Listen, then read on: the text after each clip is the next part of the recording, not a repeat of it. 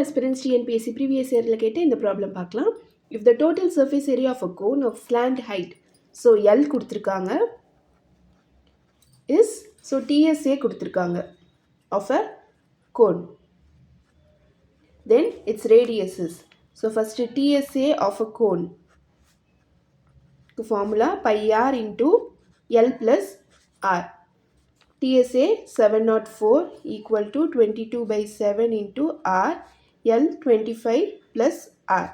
So இந்த 7 அந்த side போகும்போது into 7 by 22 r into 25 plus r.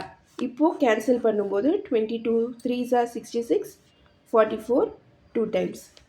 So 32 into 7 equal to r into 25 plus r னு வரும். இப்போ இது r உள்ள மல்டிப்ளை பண்ணி நம்பர்ஸ்லாம் ஒன் சைடு எடுத்துகிட்டு வந்தால் குவாட்ராட்டிக் ஈக்குவேஷன் ஃபார்ம் ஆகி அது சால்வ் பண்ணுறது கொஞ்சம் lengthyயான process. So r into r square plus 25r equal to 14 1 7 3s are 21 22. So இதை நம்ம சால்வ் பண்ணும்போது ஒரு லென்த்தி ப்ராசஸாக போகும். இப்போ நம்ம இந்த ஸ்டெப்லேயே வேல்யூஸ் ஆப்ஷன்லேருந்து சப்ஸ்டியூட் பண்ணி கண்டுபிடிச்சி பார்க்கலாம். ஃபஸ்ட்டு 7 இருக்குது. ஸோ 7 ஆருக்கு எடுக்கும்போது 7 into 25 plus 7. So 25 plus 7 32 into 7 வருதா.